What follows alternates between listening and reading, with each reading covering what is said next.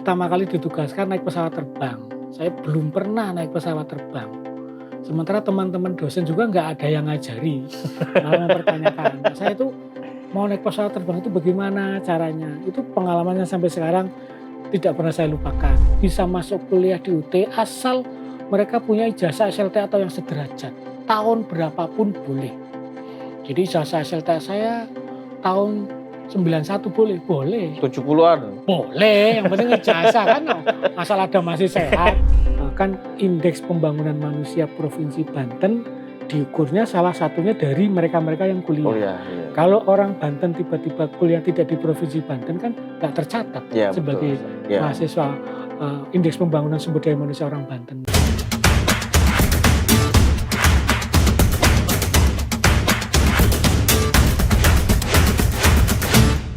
Assalamualaikum warahmatullahi wabarakatuh. Tribuners, kembali lagi dengan saya Content Manager tribunbanten.com. Sekarang kami sudah kedatangan Direktur Universitas Terbuka Serang, Bapak Dr. Teguh Prakoso, SPDM Hum. Langsung kita saja ulik-ulik sosok beliau dan juga terkait Universitas Terbuka Serang. Assalamualaikum Pak Teguh. Waalaikumsalam Mas. Ini sudah mulai menjabat sejak kapan Pak? Belum lama sebetulnya, jadi 1 bulan lebih berapa hari ya. Saya dilantik itu 7 Februari 2024. Oh ya. Ya jadi belum ya, 2 bulan lebih lah. Belum 2 ya. bulan ya. Ya beginilah kabar baik, enjoy dan mudah-mudahan selalu semangat. Betah pasti. Sebelumnya di mana Pak Teguh? Sebelumnya saya di kantor UT Pusat sebagai Kepala Pusat Pengabdian kepada Masyarakat LPPM UT, Lembaga Penelitian dan Pengabdian pada Masyarakat UT, kira-kira 7 bulan di situ. 7 bulan, kemudian oleh rektor diminta ke Serang. Ya. Sebelum di Jakarta? Saya riwayatnya banyak. Banyak ya? Banyak ya. Berarti kalau cerita ini semalam suntuk ya? Enggak. Ya tapi pokoknya sebelum ada yang saya ingat, sebelum saya sekolah itu saya terakhir menjadi, kalau dulu namanya Kepala Unit Program Belajar Jarak Jauh, Kepala UPBJJ UT Surabaya. Ya. Sebelumnya itu 2015 sampai 2019. Sebelum menjabat Kepala UPBJJ yang sekarang menjadi Direktur UT, itu saya Wakil Dekan 3 di Fakultas Keguruan dan Ilmu Pendidikan UT Pusat. Itu di FKIP UT. Sebelumnya itu pernah menjadi Kepala Bidang Penyiapkan Naskah Ujian. Jadi kalau yang nyetak naskah ujiannya mahasiswa UT se-Indonesia itu dulu di bawahnya saya. Nah, pertama kali menjabat tugas tambahan itu sebagai staf ahli pembantu rektor 3 dulu namanya. Itu 2008 sampai 2010. Jadi itulah singkat riwayatnya, tapi artinya kalau untuk urusan universitas terbuka insya Allah hafal. Hafal berarti udah katam lah ya. Iyalah. Udah berapa tahun Pak berarti? Berarti 24 tahun. 24 saya tahun. Berkarir di UT sejak 1 Maret tahun 2000. Tahun 2000 ya. Sebagai CPNS dulu. UT kan negeri Mas. Iya betul. Harus CPNS. Iya tahu. Jadi CPNS, kemudian menjadi PNS, kemudian sekolah, tugas tambahan, kemudian sekolah, tugas tambahan lagi ini. Tapi dosen dulu ya Mas? Dosen, sampai sekarang statusnya dosen. Sampai sekarang dosen. Statusnya ngajar apa tuh Pak? Saya mata kuliah ampuan saya rumpun sastra. Jadi saya itu ada ampuan kritik sastra, sejarah sastra, teori sastra, sama cerita rekaan. 4 mata kuliah. Berarti sastrawan ya? Iya, sastra Indonesia tadi. Ya makanya tadi kita sempat ngobrol Banten Selatan. Iya. Hafal lah pasti. Pintar bikin puisi berarti Pak? Ya kalau bikin puisi melo ya pintar. Tapi kalau puisi yang mewakili curahan hati semua rakyat Indonesia belum berani gitu ya. Belum. Iyalah. Nanti ya belum.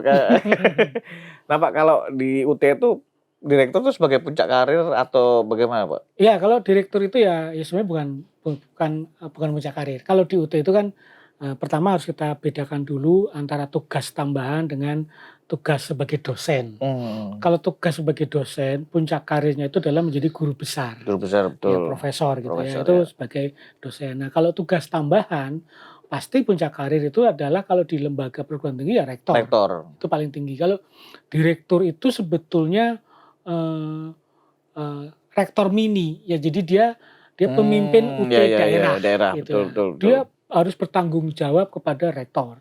Karena yang menugaskan, memberhentikan itu rektor. Nah, oleh karena itu, direktur UT itu ya tentu telah melalui proses yang pertimbangan yang panjang, berbagai macam instrumen Iya, lah. iya, iya. Ya, gitu. Seleksi juga ya. Iya, pasti. Jadi ini cocok apa enggak, tongkrongannya bagaimana, kan kayak gitu. Nah, sepanjang di UT itu ada pengalaman yang nggak terlupakan, Pak. Misalnya mengajar ada mahasiswa yang enggak, saya pengalaman tak terlupakan itu justru pertama kali naik pesawat terbang. Tahun 2002, 2003. Kemana? Dosen UT, semua pegawai UT itu kalau di kantor pusat, itu kan harus nanti pergi monitoring ke seluruh Indonesia. Ya ke Aceh, ya ke Merauke, dan saya alhamdulillah hanya 2 yang belum pernah saya kunjungi. Itu UT Ternate dengan UT Sorong. Lainnya itu sudah pernah saya kunjungi. Nah, dulu itu saya kan pertama kali ditugaskan naik pesawat terbang. Saya belum pernah naik pesawat terbang. Sementara teman-teman dosen juga nggak ada yang ngajari, malah mempertanyakan. Nah, saya itu mau naik pesawat terbang itu bagaimana caranya? Itu pengalamannya sampai sekarang tidak pernah saya lupakan. Jadi kan saya check in itu seperti apa, boarding itu bentuknya kayak apa, itu tuh tidak pernah saya lupakan. 2002 ya? 2002 itu pertama kali naik pesawat terbang, ya satu penerbangan swasta waktu itu ya, belum penerbangan yang Garuda kan, dulu masih kayak gitu. Tapi itu membuat saya itu mungkin tidurnya tidak tenang malam itu. Jadi saya besok harus sehari sebelum keberangkatan. Iya. Dan itu pesawat itu saking antusiasnya atau saking groginya? Campur-campur Mas, campur-campur. Saya kan dari desa gitu ya, campur-campur. Mau naik pesawat terbang itu rasanya kayak bagaimana itu saya kebayang. Itu ke Pekanbaru dulu. Itu tidak pernah saya lupakan. Sehingga ketika saya suatu saat menjadi kepala bidang penyiapan naskah ujian, dulu di bawah kepala pusat pengujian itu kan mau mengadakan acara retreat ke Jogja, naik pesawat terbang.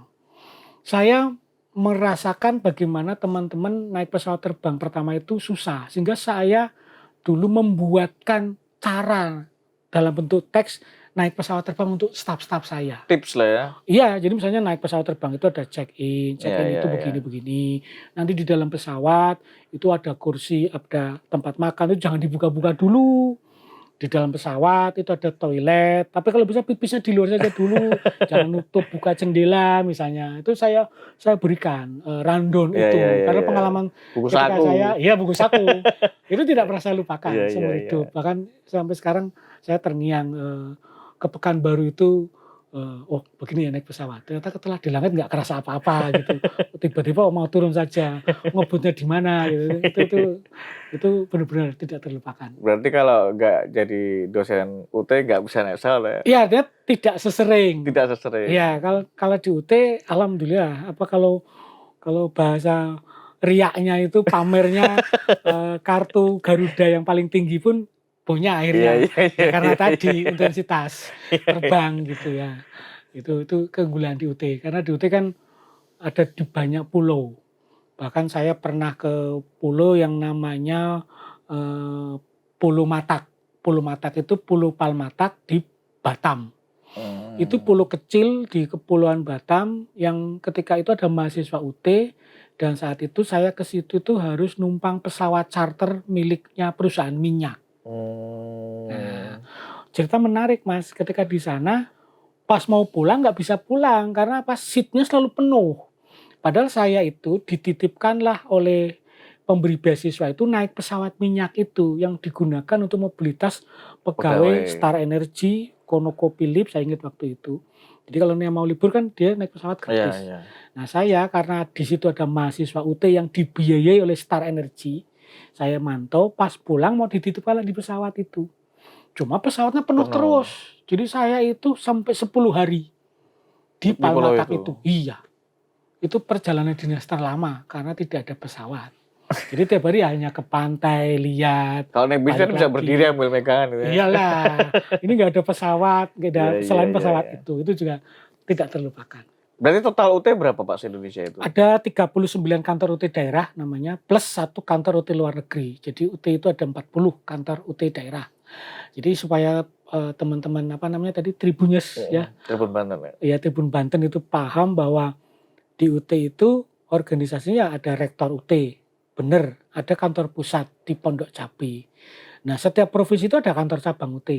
Setiap provinsi itu pasti ada satu, termasuk di Banten. Banten. Ini ada di UT Serang. Nah, kalau Jawa Barat ada 2, Bogor, Bandung. Kalau di Jawa Tengah, Surakarta, Purwokerto, Semarang. Kemudian Jawa Timur, Surabaya, Malang, Jember. Nah, selain itu, satu provinsi pasti ada satu UT. Iya, kalau UT yang Pondok Cabe itu Cabe itu kantor pusat. kantor pusat Jadi ya. di situ tidak ada mahasiswa, Oh, nggak ada nggak ada mahasiswa. aktivitas. Di situ pusat proses bisnisnya UT. Iya, iya. Dekan, kaprodi, Itu masuk di ketua Banten, lembaga. Pak. Iya, itu miliknya Provinsi Iya, Banten iya, iya, sebetulnya. iya, iya. Itu Berarti, Tangsel. berarti Pak Teguh sudah ke 37 UT nih. Kan kurang 2 tadi. Iya, ya, yang luar negeri juga sudah saya Sudah kunjungi. semua, Pak ya? Ya karena pengalaman penugasan saja. Jadi Abidin Kosase, atas biaya dinas, ongkosnya dikasih. Iya, iya, iya. Nah di Banten nih UT Serang seperti apa Pak? Ya di Banten ini UT Serang ya kami terus mengedukasi supaya UT Banten ya menjadi lebih bagus. Kan sebenarnya UT Banten. Cuma karena ibu kota provinsi Banten ada di Serang, maka namanya UT Serang. Serang. Ya di Serang, di UT Serang sekarang mahasiswa kami itu ada 12.561. Itu mahasiswa yang cukup besar untuk wilayah kerja 8 kabupaten kota. Paling Serang banyak kan, domisili di mana tuh Pak? Tangerang Raya, Oh, area paling banyak Tangerang Tangerang Raya. Raya. Ya, pada Tangerang Raya itu paling besar. Iya, iya, iya. Nah, mahasiswa baru kami itu kemarin 1985 kalau tidak salah. Mahasiswa baru. Jadi artinya mahasiswa yang 2023 ya. 2024.1 kampanye. Iya. 2023, 2024 genap kalau kami ngomongnya. Itu 1985. Jadi itu sudah angka yang bagus. Kami terima kasih. Tapi nanti kami bantu melalui Tribun juga untuk bisa jadi 20.000 misalnya 20.000. kan gitu. Dalam waktu 1 tahun. 1 tahun lah gitu. Ya kaki kepala kaki. Paling banyak Tangerang Raya nih. Ya. Untuk mencapai tadi misalnya penambahan hingga 20.000 kira-kira apa yang dilakukan UT Serang? Ya pasti saya langkah pertama harus mengikuti tren atau perkembangan calon mahasiswa UT. Kan sekarang zamannya Gen Z. Ya. Gen Z itu adalah generasi yang semuanya serba inginnya cepat. Dalam bayangan mereka itu apa-apa itu gampang, tidak rumit, itu harus kami ikuti. Sehingga kami misalnya membuat tagline, misalnya kalau di UT kan kuliah sesuai gayamu misalnya. Dengan kuliah sesuai gayamu itu dia bisa menentukan. Saya kepingin hari ini semester ini ngambil 4 mata kuliah. Tapi semester besok saya ingin hanya 3 saja. Boleh kalau di UT. Kan gitu misalnya. Kemudian saya juga akan mengedukasi teman-teman mahasiswa kami yang di Tangerang Raya supaya mereka tahu bahwa orang-orang Tangerang, orang-orang Serpong itu pilihlah UT yang ada di Provinsi Banten misalnya. Karena kan UT Banten itu ya UT Serang. UT Serang itu sebenarnya UT Provinsi Banten, cuma namanya di ibu kota Provinsi Banten, sehingga namanya UT Serang. Tapi itu milik orang Tangerang Selatan, orang Ciputat, BSD, supaya mereka dapat edukasi bahwa UT itu sebetulnya di mana saja sama. Termasuk ketika dia memutuskan saya inginnya UT di ibu kota, ya boleh, tapi harus dipahami bahwa UT ibu kota itu ya memang UT, tapi itu bukan UT pusat. UT pusat itu tidak ada mahasiswa. Itu administratif aja ya, kantor ya. Itu supaya diedukasi supaya teman-teman bisa menjadi kan indeks pembangunan manusia Provinsi Banten diukurnya salah satunya dari mereka-mereka yang kuliah. Kalau orang Banten tiba-tiba kuliah tidak di Provinsi Banten kan nggak tercatat sebagai mahasiswa indeks pembangunan sumber daya manusia orang Banten misalnya. Ada berapa prodi Pak di UT ini? Ada 43-an. 43, 40. 43. Ya 40-an. Berarti 40-an ya. 44 sekitar.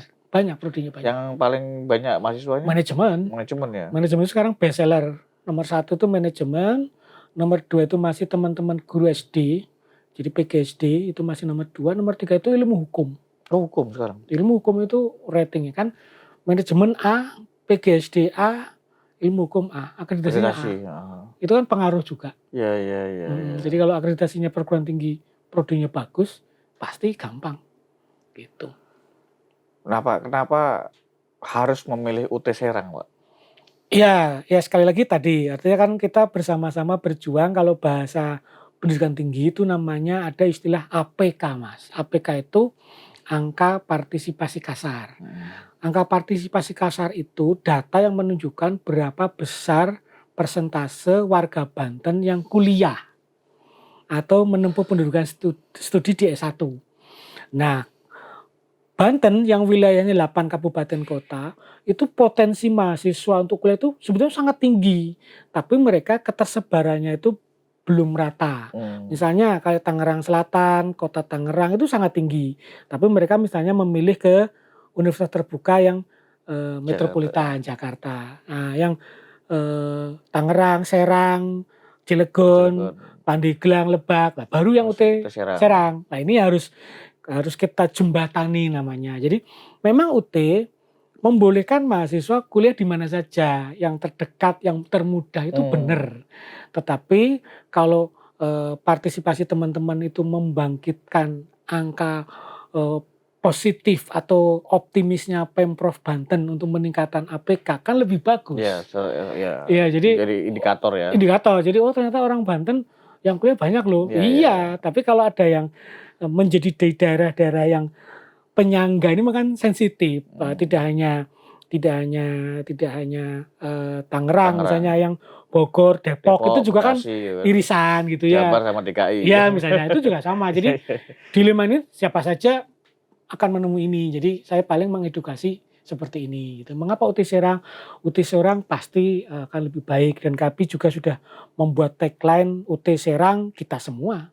Tagline-nya. Jadi kalau ada UT Serang ya kita semua ya semua orang Banten, semua kita semua UT Serang gitu. Iya. Kenapa harus memilih UT, Pak? Nggak bisa di kampus A, B, C. Iya. Apa emang keunggulan UT Serang? Iya, yang jelas UT itu memiliki banyak fleksibilitas, Mas. Yang pertama, UT itu kan sistem pendidikannya terbuka jarak jauh. Terbuka itu semua orang itu bisa masuk kuliah di UT asal mereka punya ijazah SLT atau yang sederajat. Tahun berapapun boleh. Jadi ijazah SLT saya tahun 91 boleh? Boleh. 70-an? Boleh, yang penting ijazah kan asal ada masih sehat. UT itu ada wisudawan tertua kemarin di UT Bandung itu umurnya sudah 80 lebih. 80 tahun? Iya, S1. Ya, dan S1 di UT itu tidak ada tes. Kemudian UT itu biayanya murah karena negeri. Bagi mereka yang tidak mau menggunakan sistem paket semester yang misalnya 1.300.000 dengan hanya biaya 36.000 per SKS itu di UT bisa. Murah gitu ya. Yang ketiga, UT itu negeri. Negeri itu ijazahnya mau dipakai daftar di mana saja nggak ada problem. Nggak ada problem. Jadi milik negara, milik pemerintah. Kemudian yang keempat, ya UT bisa berkuliah tanpa harus meninggalkan aktivitas. Yang bekerja ya bekerja. Yang misalnya polisi ya tetap bisa bertugas polisi, yang tentara bisa tentara, guru tetap mengajar. Nah, tidak akan mengganggu. Itu jarak jauh tadi, Pak? Iya, itu filosofi dari terbuka dan jarak jauh. Jadi itulah kelebihan UT. Jadi fleksibilitasnya itu tinggi. Misalnya sekarang Mas Agung misalnya daftarnya di UT Serang. Pas ujian ternyata ada tugas workshop atau pelatihan di Denpasar. Di sana sampai seminggu. Pas hari ujian, mahasiswa itu bisa ujian di sana. Itu. Jadi konektivitas itu menjadi barang yang mudah. Jadi nanti mahasiswa misalnya pas ujian harus di Jogja, nanti bisa ujian dari Jogja. Dan ingat di UT itu jarak jauh itu kemudian dijembatani dengan satu yang namanya buku materi pokok atau orang gampang nyebutnya modul. Modul itu terstandar. Mau mahasiswa UT di mana saja sama. Dan UT asal dia kutu buku, nyimaknya kuat, soal ujian UT 100% pasti dari buku materi pokok. Nggak ada soal yang dari lain-lain. Yang lain-lain itu adalah sebagai suplemen supaya dia lebih Iya, mengikuti. iya, iya, Itu. iya. Gitu, Mas. Berarti UT sudah lebih selangkah ke depan ya soal Iya, jarak jauh tadi ya. ya artinya kalau kemarin Indonesia dan dunia kan menghadapi Pandemi pandemi COVID ya. COVID dan bagi UT pandemi itu menimbulkan apa ya? Menimbulkan manfaat Iya, karena iya, orang iya. makin tahu, makin Tahu. melek bahwa ada loh yang belajar tanpa harus ketemu misalnya. Itu kan luar biasa. Berarti Gitu. kampusnya ruang kuliahnya kosong semua, Pak? Iya, dari di UT itu kayak Mas Gung misalnya ngomong tentang taksi online atau ojek online. Pengusaha taksi online, pemiliknya itu kan nggak perlu punya taksinya. Iya, iya, Nah, iya, UT iya, juga iya. sama. UT itu nggak terbebani ruang-ruang kelas. Ruang kelasnya virtual. Ini di podcast ini adalah kuliah 0 SKS-nya UT. Kuliah 0 SKS-nya UT. Oleh siapa? Oleh direkturnya. Iya, Gitu iya, kan. iya. Jadi mereka mahasiswa bisa menyaksikan, bisa mengikuti. Itulah kuliah kekinian. Fleksibilitas. Iya. Tidak hanya mahasiswanya, dosennya juga begitu. Sama. Kan kita itu ada pakem wajibnya itu tutorial online. Tutorial online itu, tutor UT itu dari mana-mana. Ada yang dari Makassar, ada yang dari Kendari. Iya, iya, iya. Padahal mahasiswa di Serang. Nah, itu contohnya. Oke. Nah, untuk tahun 2024 nih, apa yang mau dilakukan Pak Teguh di Ya, Serang ini? ya kami pasti minta bantuan banyak pihak, stakeholder, mitra kerja untuk semakin mengedukasi tentang belajar jarak jauh. Jadi pilihan belajar itu tidak hanya terkungkung pada kampus yang tatap muka, tapi juga bisa yang non tatap muka. Jadi kan saat ini generasi milenial, generasi Gen Z itu kan sudah makin melek Iya, tentang iya. digital. Digital. Ya, jadi gabunglah di UT supaya apa? Supaya kami bisa memberikan kontribusi yang sangat baik pada Pemprov Banten. Untuk apa? Indeks pengembangan sumber daya manusianya oke, angka partisipasi kasarnya oke, dan pemerataan misalnya Banten Utara, Banten Selatan dapat kita sejajarkan. Jadi misalnya di Pemprov Banten ada problem guru-guru SD, guru-guru PAUD yang belum berderajat sarjana misalnya. Kita bantu fasilitasi, kan mereka tidak perlu meninggalkan pekerjaannya, nggak perlu meninggalkan aktivitasnya. Kita bantu melalui apa? Melalui UT. UT tidak mahal biayanya, kan negeri gitu Tapi ya. ada beasiswa juga, Pak? Beasiswa banyak. Bisa nggak kuliah nggak bayar gitu? Ada di UT misalnya kalau yang pertama ada beasiswa KIPK, Kartu Indonesia Pintar. Bentar Itu ya. ada, tapi kan pasti kalau yang kayak gitu, Ada syarat-syaratnya. ya Syarat gitu dan lah. ketentuan berlaku. Iya, jadi ada seleksinya, pasti ada. Nanti kan pertanyaan, kalau kuliah untuk kru Tribun apakah ada? Ada, nanti bisa. Ada. Free berarti ya. Syarat ketentuan berlaku. Tapi ada yang beasiswa sampai dari awal sampai lulus itu free. Ada. Ya di UT itu ada beasiswa KIP yang pertama. Nah, Kartu Indonesia Ya, Pintar. benar, Yang ya. kedua ada beasiswa CSR. CSR itu dari mitra-mitranya UT.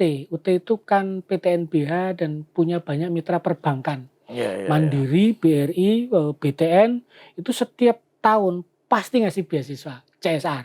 Nah, kita nyebutnya bantuan studi. Karena kalau beasiswa itu kan free semua, kalau bantuan studi kan enggak. Iya, iya. Nah, di UT juga di beberapa Pemkot itu juga ada yang memberi beasiswa kepada UT. Misalnya Pemkot Cilegon itu ngasih beasiswa kepada UT melalui menyekolahkan guru-gurunya misalnya, atau menyekolahkan calon-calon penerus generasi emasnya mereka kan. Ingat 2045 kan sudah tidak jauh lagi. Iya. Itu kan 20 tahun lagi ya. Iya, itu kan harus pembangunan investasi SDM-nya dari sekarang. Kan membangun pendidikan itu tidak seperti begini gitu ya. Jadi Perlu proses. ya SDM itu pendidikan itu investasi yang dia harus dikelola dengan baik, dipersiapkan dengan baik. Gitu. Target untuk mahasiswa tahun ini kira-kira Ya kira-kira 19.000 lah nanti. Jadi UT dari Serang dari kan 12.000 sekarang jadi 12.000 ya ya ya ya 19.000 ya kan ya. cita-cita harus setinggi langit Mas. Iya Nggak boleh cuma 15.000 aja, jangan. Tadi katanya mau digenepin 20.000. Kita boleh dengan iya. boleh Iya 20.000. boleh Saya itu. kan Ya kenapa bisa. tidak gitu kan. Ya bahwa nanti tercapainya berapa ya itu kan Yang ikhtiar penting kita. ikhtiarnya betul, Iya kan. betul.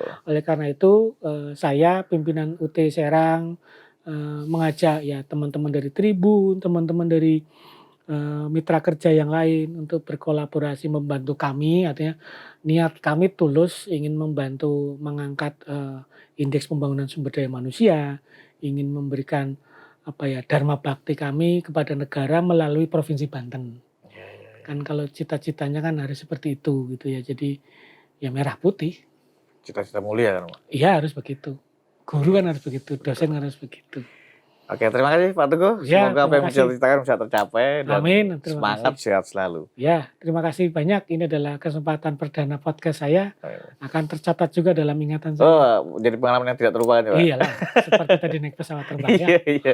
Oke, terima kasih Pak Teguh. Terima kasih. Itu dia Tribuners sudah obrolan kita bersama Pak Direktur UT Serang Pak Teguh Prakoso. Semoga menginspirasi. Wassalamualaikum warahmatullahi wabarakatuh. Waalaikumsalam warahmatullahi wabarakatuh.